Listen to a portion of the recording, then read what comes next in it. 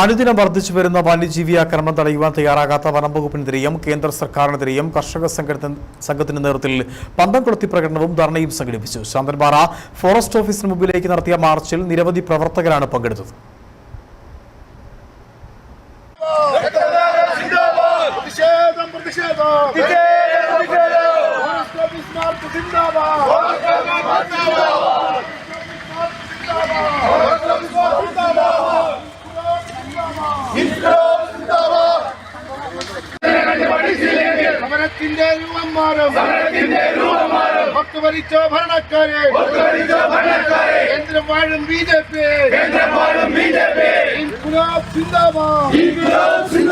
കേന്ദ്ര വന്യജീവി നിയമം കാലോചിതമായി ഭേദഗതി ചെയ്യുക, മനുഷ്യജീവനുകൾ സംരക്ഷിക്കുക, വനംവകുപ്പിന്റെ നിസ്സംഗത അവസാനിപ്പിക്കുക, വന്യജീവി ആക്രമണമുള്ള സ്ഥലങ്ങളിൽ കൂടുതൽ RRTകളെ നിയമിക്കുക തുടങ്ങിയ ആവശ്യങ്ങൾ ഉന്നയിച്ചായിരുന്നു പ്രതിഷേധമിരമ്പിയത്.